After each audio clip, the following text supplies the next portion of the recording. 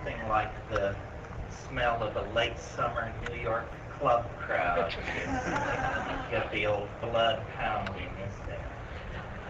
Well, it's a pleasure to be in Manhattan. Manhattan is my second most favorite island in the world, only because I live on Hawaii.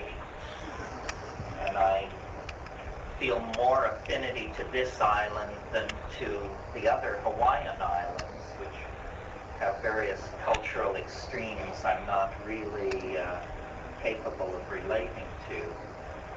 But you'll hear more about that. Anyway, it's great to be here. It's great to see so many familiar faces. I appreciate those literary trajectories so ably launched from this stage by Anais and Shirai. And what can I tell you? It's a pleasure to be here. I always feel when I come to Wetlands that I'm like checking in with sort of my home base congregation. About 5 years ago, I moved out to Hawaii for the specific purpose of looking back at this scene and putting in a full-time effort to understand it. Of course, this tells you I didn't have a job. I still don't, but if you're a cultural commentator, who needs a job, right? The glory alone is sufficient to pave one's way.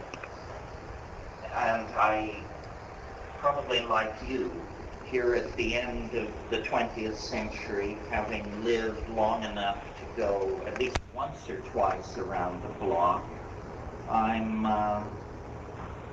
noticing that the strangeness is not receding. The strangeness seems to be accelerating. The theme of this evening is Logos meets Eros. Well, I don't know a lot about Eros. I do think if you smoke after sex, you're probably doing it too quickly. But otherwise, my expertise lies in another direction.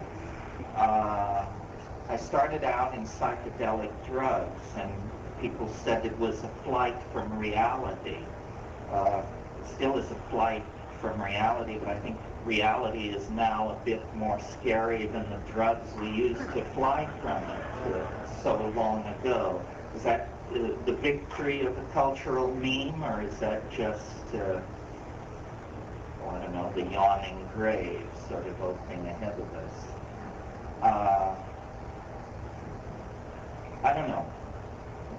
My thing is to be amazed at the world as given by nature, but ever more as we approach this millennial speed bump in our cylindrical highway, to be amazed at people and about the direction that mass psychology seems to be taking. And since I assume everybody here is a shaper of this mass psychology and the extremely powerful media-based jobs that you all occupy, it might be worth talking about that a little bit tonight. As I see it, I spend all afternoon at MoMA, as I always do when I come to town. I know it's a thing, but I do it anyway. Worshiping at the altar of modernism.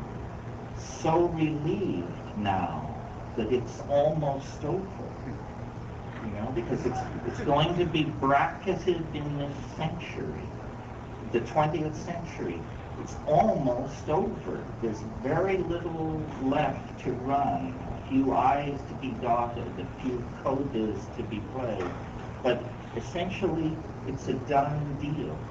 And this end of the century psychology is a psychology of hysterical conclusionism and summation and to some degree a rhetoric of fear that we can never outdo ourselves. And I think it probably felt the same way 100 years ago. If you had been in Vienna in 1899 when Jugendstil was bursting at its seams and Freud was beginning to formulate his theories, and the Paris Air Show of 1905 was in the planning. There has always been this a sense of fatalistic and apocalyptic excitement at the end of a century, and always throughout a culture at the edge of its technologies. And to my mind, the most interesting technologies of the 20th century have all been communication technologies. And I extend that to LSD, DVD, HD TV, GHB, 5-methoxy-DMT, all communication technologies for the purpose of transforming languages, transforming understanding. And now, it seems to me we've struck the main vein. I mean, maybe it's just that I live up on my mountain and once a year in pursuit of money journey to cities not like this. There are no cities like this, but the lesser lights to gather the gold. But I have this sense now of palpable acceleration, and it has many qualities, but the quality that fascinates me most is one I hadn't predicted, which is it's getting funnier. It's getting funnier because everybody's categories are disintegrating.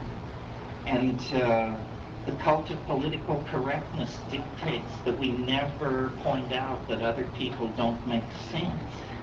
So not making sense has become enshrined as a domain of cultural activity. And God knows, I mind that, you know. Somebody once said, actually it was the mushroom itself, it wasn't somebody, but somebody who happened to be a mushroom once said, what did they say? If you're not part of the problem, you're part of the solution. No. What was said was that culture is like the shock wave of eschatology. Nothing is unannounced. This is like a weird quality of experience. You can't learn this from physics or economics. Maybe you can learn it from economics, but nothing is unannounced. Everything is preceded by the shock wave of its coming. And so somehow the spreading zaniness of reality is part of the boundary dissolving qualities that are going to make up this new cultural mix of disembodied human beings, nanotechnologically maintained environments, dissolved self-definitions, people living at many levels at the same time, intelligence as a kind of free-flowing, non-locatable resource that comes and goes as needed, prosthesis, implant, boundary dissolution. These things are usually presented as fairly terrifying, but in fact I think behind it all lurks, you know, the demons who do calisthenics in the angles of every room on this planet to keep it all from collapsing into a flat line. In other words, the thing which lies at the end of any epistemic investigation of what reality is surprise. Not religious awe, not that kind of astonishment, but actually like pie-in-the-face hysteria, food fights and falling anvils, explosions. This is what lies at the end of the epistemic enterprise. Why is that? Well, I think it has something to do with the fact that we are simply loaded monkeys, that our belief, you know, that we were proceeding as God's messengers or his research assistants was somehow ill-contrived, misbegotten. What we've shipped for is not a voyage of discovery. It's more like a ship of fools deal. It's something which Hieronymus Bosch or Peter Bruegel the Elder could appreciate. It's probably best summed up in the work of Groucho Marx, but unfortunately he can't be here tonight. So I exist in this matrix, as you exist in this matrix, making our way through our lives, our affairs, our careers, our disasters.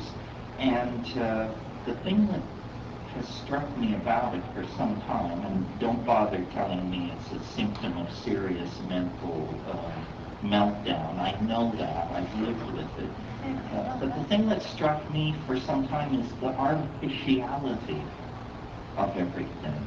How it's like plotted, how it's like constructed, artificial. It can't be that this is the first iteration. This is not the first take. There have been many takes. The fingerprints of the editing suite are all over this scene. If you don't notice that, it must be because you take your life for granted. If you take your life for granted and you think it makes perfect sense that you're doing whatever you do, this isn't an issue for you. But for those of us who never thought that we would gaze on the things we've gazed upon, be the people we've become, see the things we've seen, the whole thing has this extravagant, Pynchonesque kind of efflorescence about it that rides right on the edge of insanity, dare we say. And the interesting thing is, I don't need drugs anymore. I need them to get away from this sense of everything opening into everything else. You know that thing that W.H. Auden said about how the glacier rattles in the cupboard, a desert sighs in the bed, and the crack in the teacup opens, a door to the land of the dead.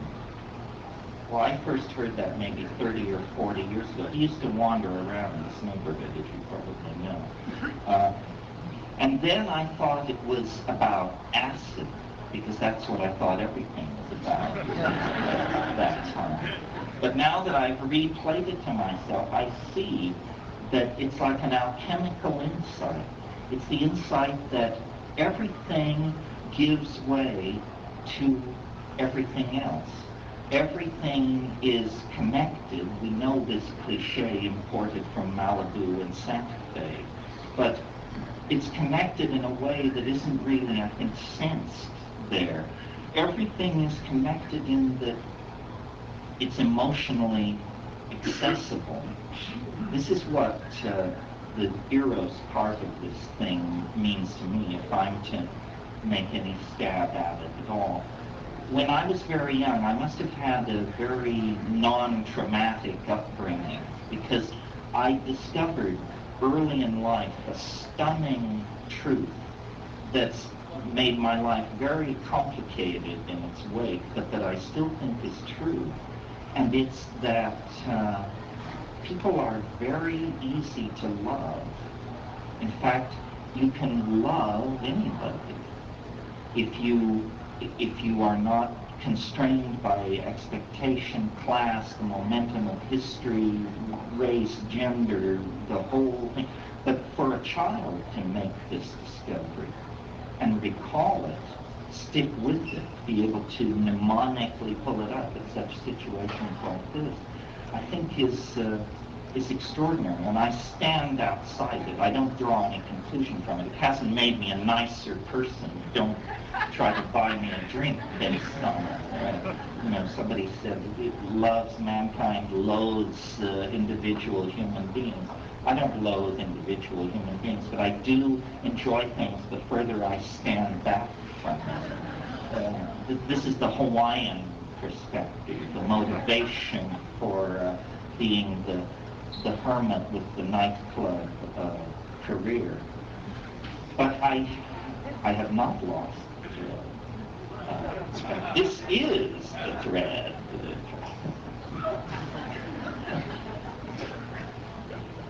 And what it's about, it's an effort to generalize, from one person's life to everybody's life. Because the only thing I really bring to the party is a lot of experience and then some ability to articulate it. And it's like, it's not my story, it's not somebody else's story I tell, it's just the story.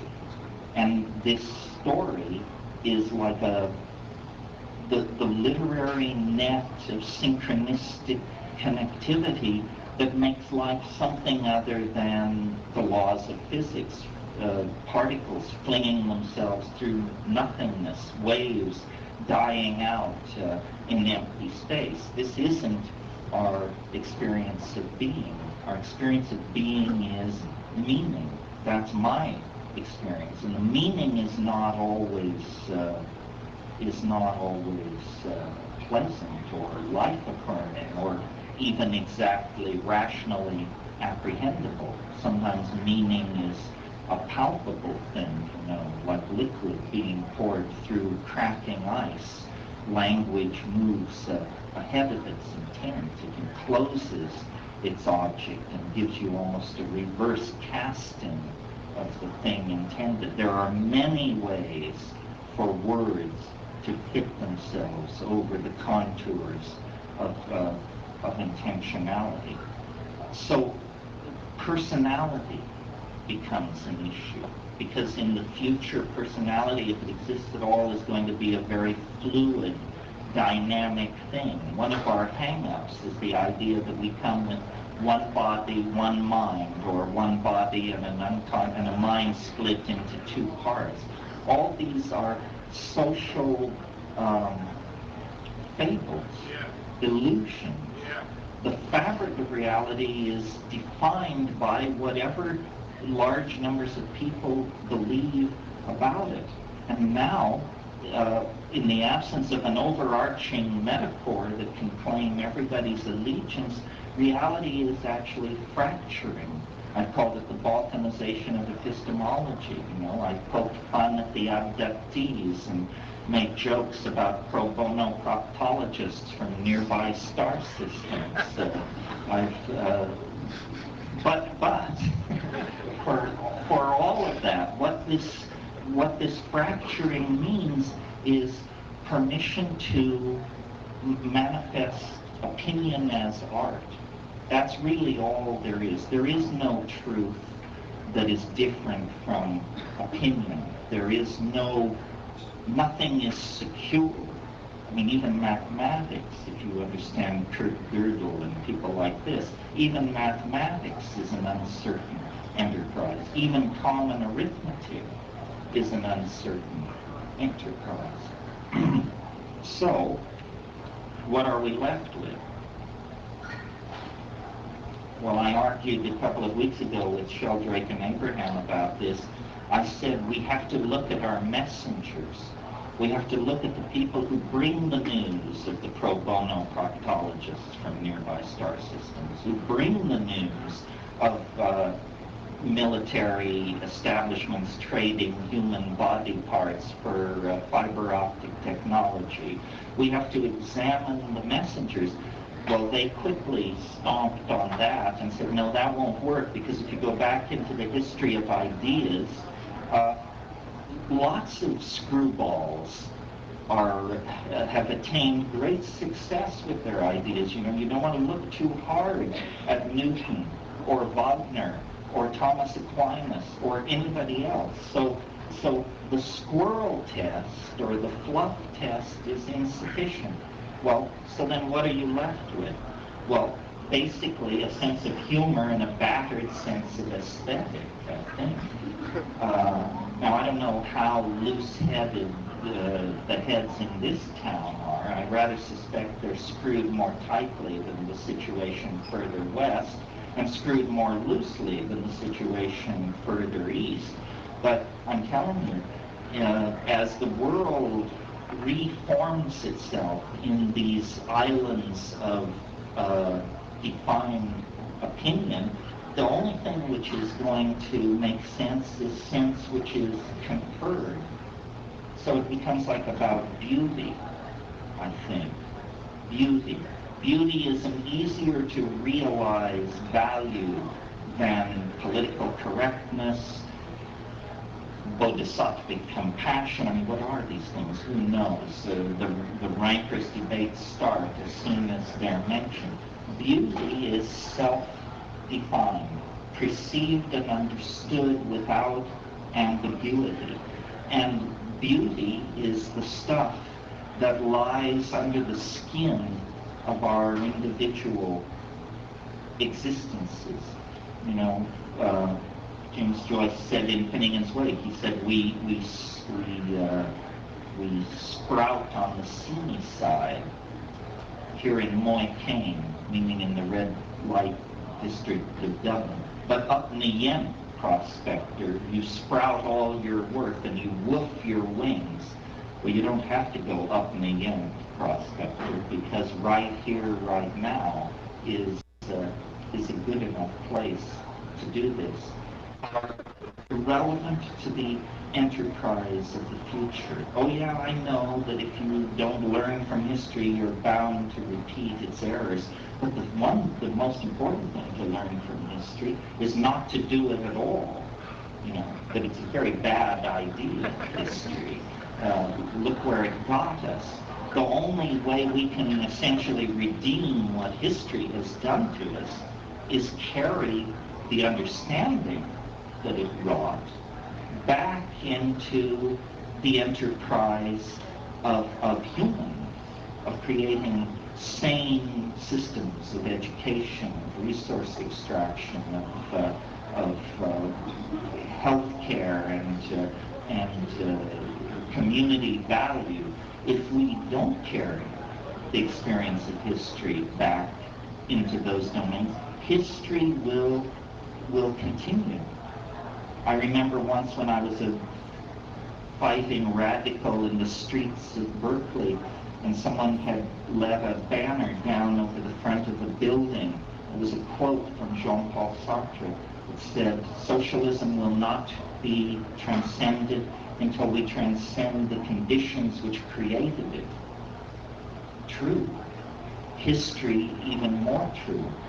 And at the moment, the dialogue about the transformation of the species and the integration of communication technology, biotechnology, all of this stuff, how it's going to work out, is in the hands of short-sighted, profiteering institutions that are not particularly interested in your welfare or my welfare. In fact, I don't know if you've noticed that nobody is particularly interested in your welfare or my welfare in terms of the intellectual environment of risk through which you move every day. I mean, the number of cons you're offered, the number of people who prey upon you, all of these things indicate that the culture has not yet realized the power of its own possibilities. How will it realize the power of its own possibilities? I'm, at this point, pretty fatalistic. Through time. I mean, I don't feel I have to be here tonight or you have to listen tonight for us to come around any kind of corner. The momentum now is inevitable. Now it's about each of us individually arranging the furniture of our own mind to deal with what has become inevitable.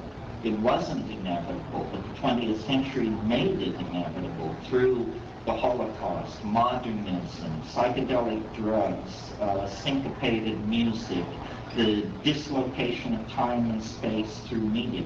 All of that has now made this transformation inevitable. The human being adapted to the savannas of Africa of 120,000 years ago is just dragged forward. into the future by all of this. And if you can get through life without trauma, heartbreak, agony, murderous rage, fury, betrayal, etc., you're a better man or woman than I am, for sure.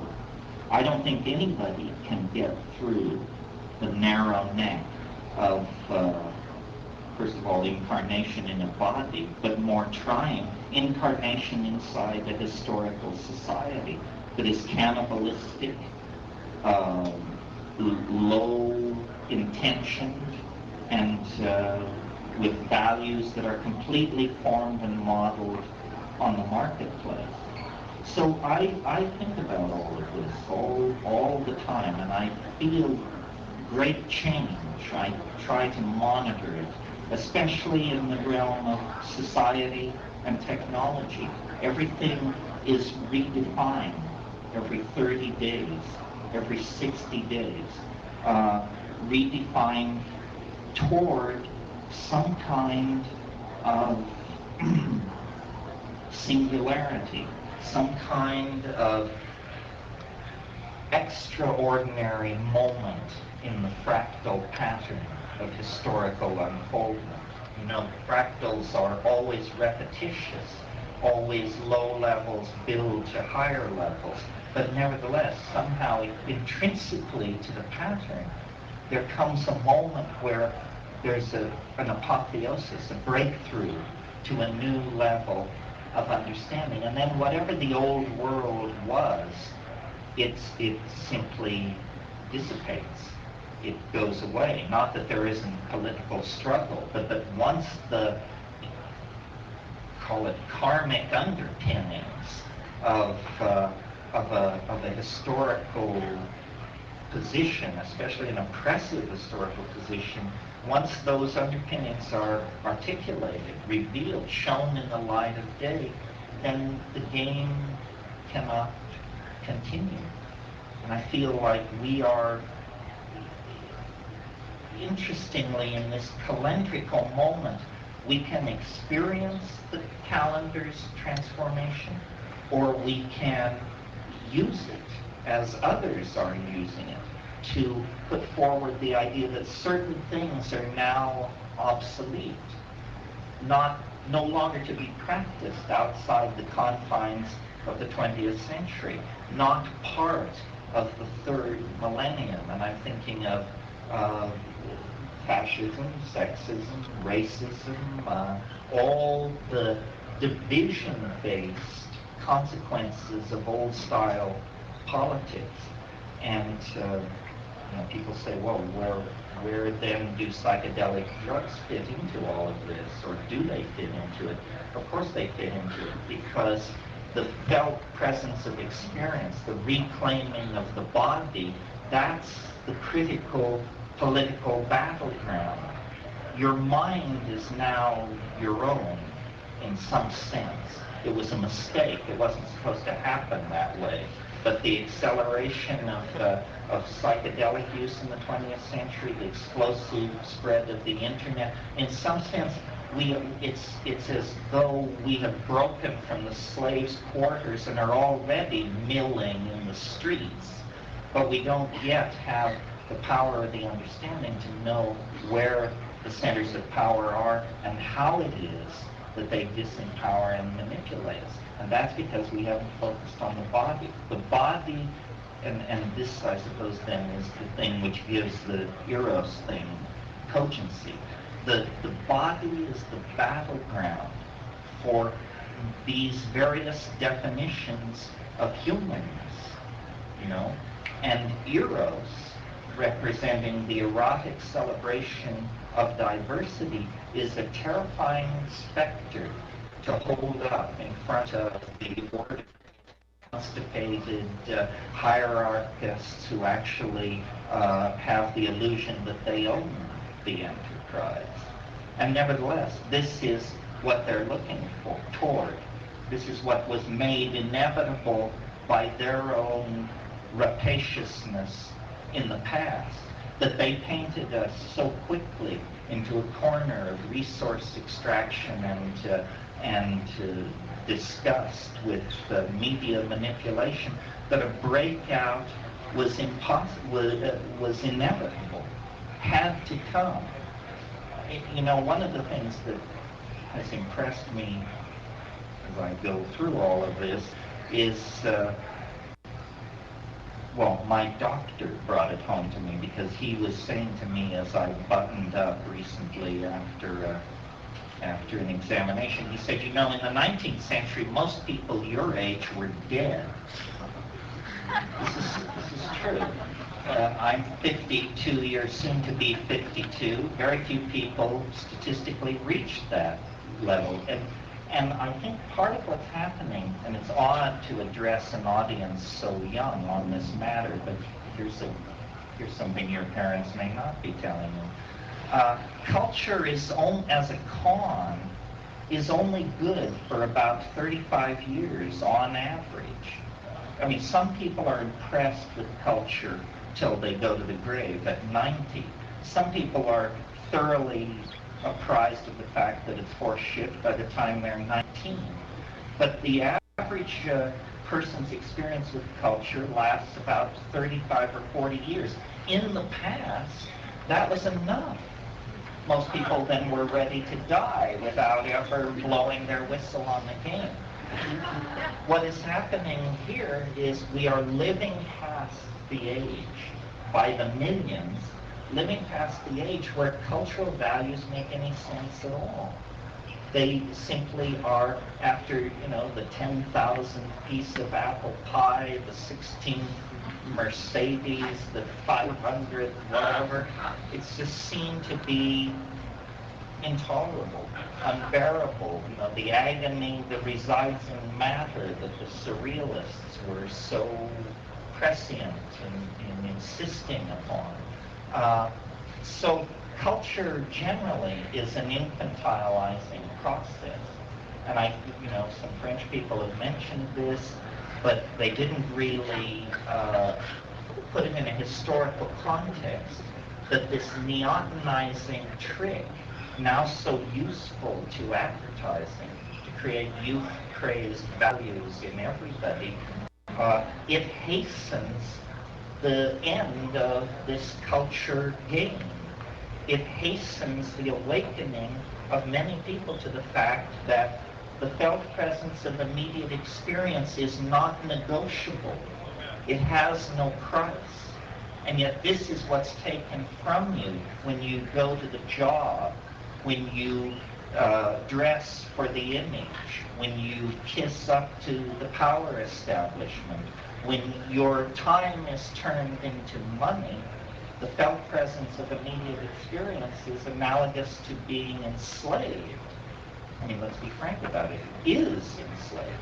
Simply that the rules of the game have been changed. Of course, it's easy to say if you're unemployed like me. But on the other hand, I'm meeting my obligations somehow, always have, without ever truly working. And without ever putting my shoulder to the wheel for the man. Of course, I had to deal dope to do this. Once I passed that, and it worked. Well, I could go on in this vein for some time, as you see. But the thoughts that I wanted to leave you with tonight on this, because I feel like I am checking in with, in some weird way, my peer group of, and maybe my most critical group as well, which is fine. We don't need any gurus here. We don't need any laying down of the law. Anybody who tells you they have a clue as to what's happening should be suspect for mental illness and delusions of grandeur. But the thought is, and I haven't said this yet, but this is the conclusion from all of this, is culture is an effort to satisfy this weird desire human beings have to close off experience, to live with closure, to force closure. I mean, that's why cultural trips are so bizarre, why they don't make sense to anybody but the Witoto or the Warani or the Americans or the Japanese. If you're not inside the culture, it seems crazy. The cultures don't make sense because they're not trying to make sense. What they're trying to do is produce closure, which then somehow makes a human being who is living in the light of closure a more manipulatable, a more malleable, a lesser thing. And so, if the experience of the 20th century didn't do it for you, if psychedelics didn't do it for you, I don't know what could do it for you. The message coming back at all of us is live without closure. That's the honest position, given that you are some kind of a talking monkey, some kind of a primate, some kind of creature on a planet, in an animal body, incarnate in a time and space. In the face of that, life without closure is the only kind of intellectual honesty there is. If you have to inoculate yourself against the various means of closure that are around, psychedelics do that. That's why they are so politically controversial and potent, because more than any other single act that you may voluntarily undertake, they pull the plug on the myth of cultural meaning.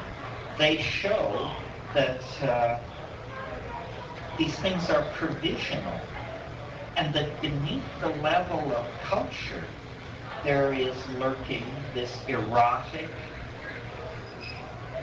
time and space bound, feeling defined, pre-linguistic mode of being, which is real being, not becoming, not caught in the various fetishistic forms of tension, the commodification of culture and delayed gratification and all these other buzzwords create, but a deeper level of authentic feeling. And it was there all the time, but is denied by the culture. And if we don't come back to that, if we don't re-access that, then this historical thing which grinds so many people down, none of whom are here tonight, I might add.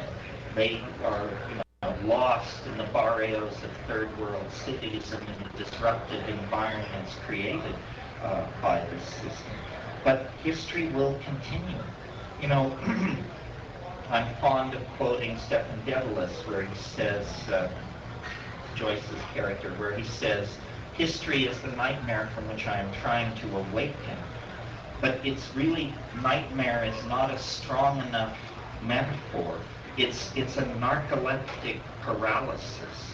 It's that horrible thing that happens at the edge of sleep. It's that place where the pro bono proctologists from other star systems get their wedge into the scene, And if you've never had that paralysis at the edge of sleep, you don't know the panic, the constriction that it engenders.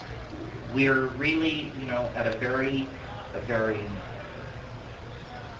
terminal point in the process of our historical unfoldment. In the same way that our hunter-gatherer phase led into agriculture and advanced role specialization and urbanization and all that, now we're ready to make another leap. But this time, it's going to be done in the light of consciousness, because consciousness is what was garnered in the last leap.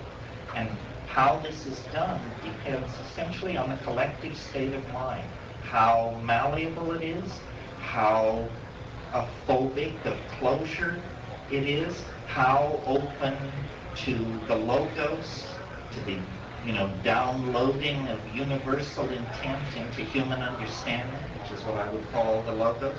It is. And finally, how deeply it operates in the light of logos.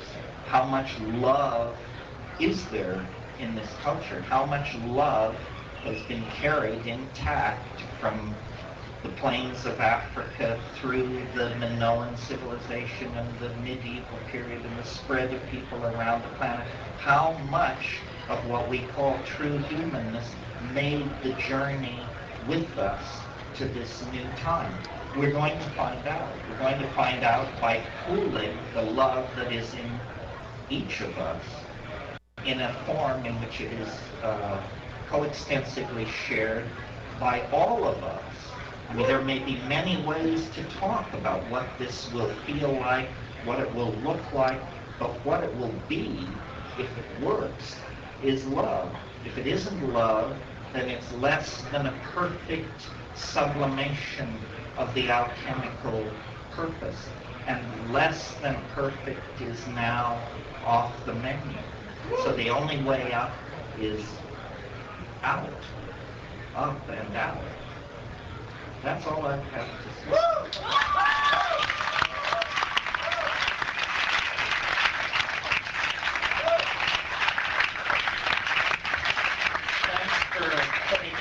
What critics will surely describe as another meandering diatribe. I know there are some people here from the novelty list. It would be nice to have a flesh meet downstairs, and anybody else who wants to chat, and then we'll get out of here, and Olatunchi is going to do percussion. And if that ain't the felt presence of immediate experience, I don't know.